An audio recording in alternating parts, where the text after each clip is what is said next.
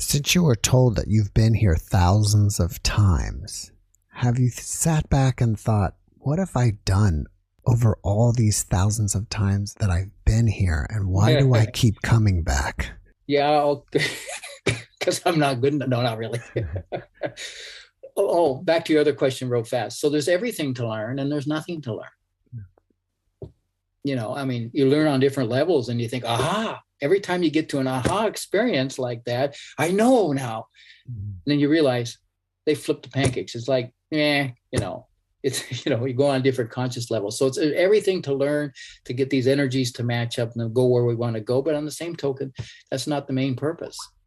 Yeah. The main purpose is much bigger than that. It's the whole wheel of creation and the wheel of sheer existence that has to be maintained.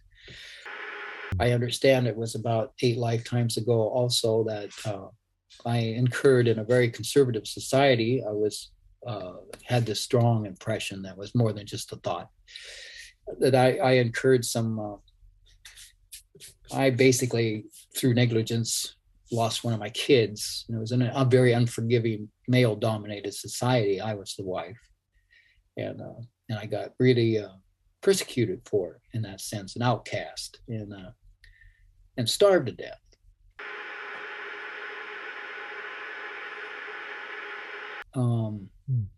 And I carried the scar of that clear into this lifetime. And so the soul still had that dent in it because that kept resurfacing. That kid kept coming up a couple of times in my lifetimes and was mad at me. So it would cause me problems. And so now it's just this lifetime has gotten released, which is interesting to note. It's like, oh, okay.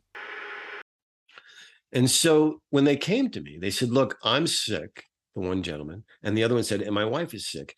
And we both know that that happened because of what we did to you, because of the way we tried to malign you and hurt you. We have created the instant karma back against ourselves. So if you don't mind, would you mind forgiving us so that we could both get better? And I just kind of chuckled. I said, well, boys, I can't really do that. And they said, oh, yeah, you can. Yeah, you can. Yeah, you can. And I said, well, I can't. You created a karma that exists within the universe. You want me to just say that you didn't mean it, that it didn't really happen? They said, no. We know that we did wrong. And so we're sorry. So if you just say it's okay, this will all go away. And I said, well, I can't do that anymore. And they said, well, either way, we no longer think poorly of you. We no longer are creating bad images of you. We no longer hate you and want you to die. We just want to let you know that we've released you of all the things that we attached to you from the past. And I said, well, I appreciate that. I said, but I can't say that our slate is clean because you took things from me and the universe has to pay me for those things. And if it comes from you, then that's your fault. Sorry, I can't let you go of that. And so it was a combination of things like that. There must have been a dozen different people that showed up from past experiences, that there was a reckoning that had to happen so that my memory in my energetic body was released of all of these things so that my energetic body could operate at a higher frequency, take the rocks out of the battery so that I had more capacity.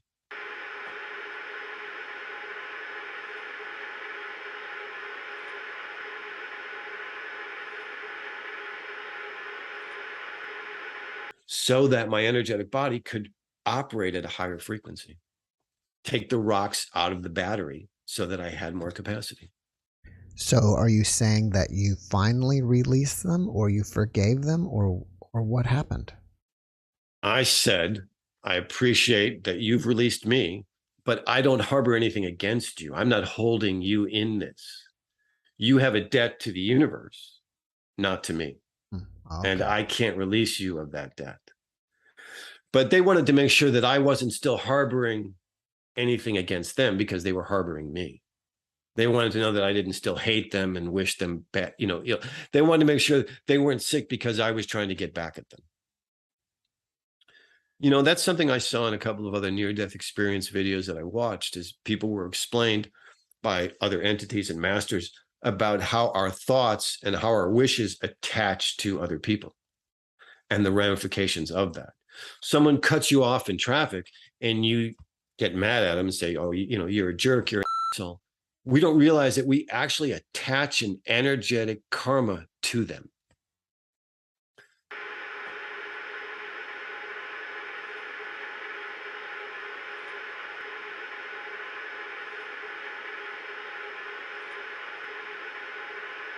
The reason why we incarnate is a grace, a gift of God.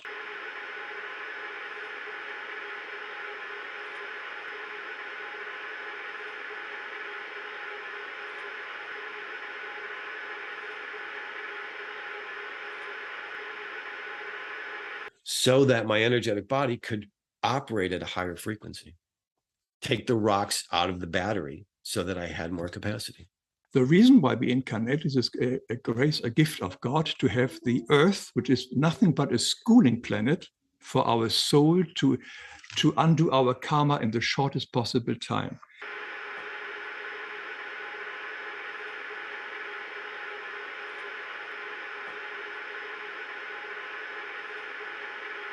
If I went back and if I were to fix the problems, if I were to go through the fears and the challenges, if I were to work my stuff out.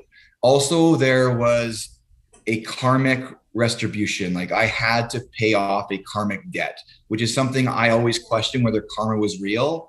And yes, absolutely. I had to feel what I did to others. And that was a way for me to learn, not like a punishment, but I had to learn that if I do learn that, I'm more chances of me doing that to someone else is not going to happen because I actually felt what they would feel. So karma for me was it was more of a tool for my growth. And when I was a young kid, I had such compassion and such good qualities about me. I just, my parents were always so mad because they knew the young me, but then I changed into this horrible person. Now I know like this horrible person was created because of abuse and trauma, but I'm not blaming myself for that. But the abuse, the level of abuse and the trauma and all these things that happened to me, it just made me a version of myself that even I didn't like. But I didn't know how to change out of that, right? It just got worse and worse and worse.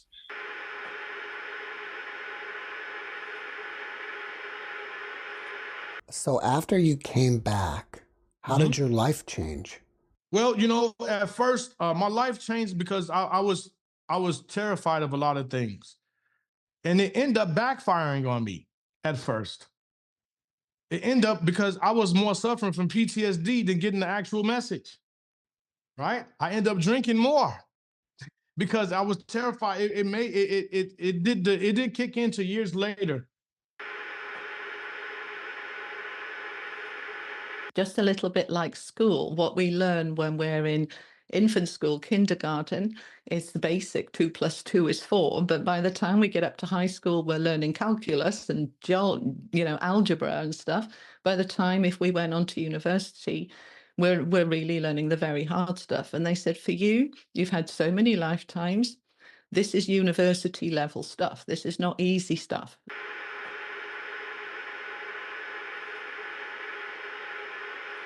So for you to expand in forgiveness, you needed something huge to expand, to grow, to forgive. All right. And so you chose these experiences, that are huge. How can you forgive what has happened to you? How can you forgive your parents for neglecting you to the point where these things would happen to you? You have so many opportunities here for forgiveness and growth and to grow in love. And this is what you chose. And we did warn you.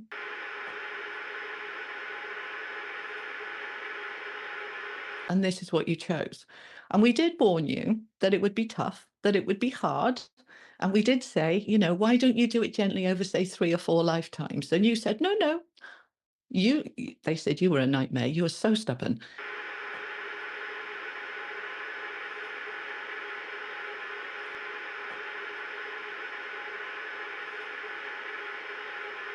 They said you were a nightmare. You were so stubborn. You know best. You want to do it in one. You want to learn all this stuff and you're going to do it in one. And we did say we'll have to put an awful lot of support from us in place. But if I do it right, this is supposed to be my last life here. And this is something that really has resonated with me in the last 5 or 6 years. It's like, this is your last go. You're never going to taste that food again.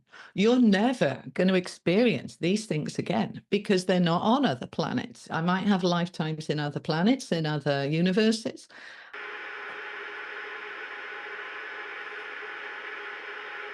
I might have lifetimes in other planets, in other universes. I might have lifetimes in other planets, in other universes. I might be somebody's guide to, be overseeing them.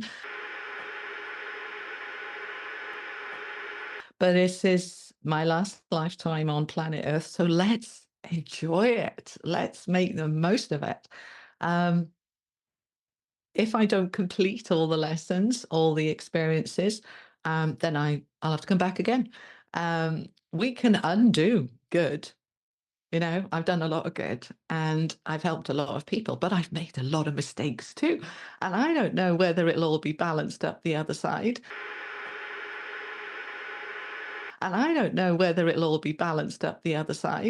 From this perspective, which is so narrow, I think I've done okay.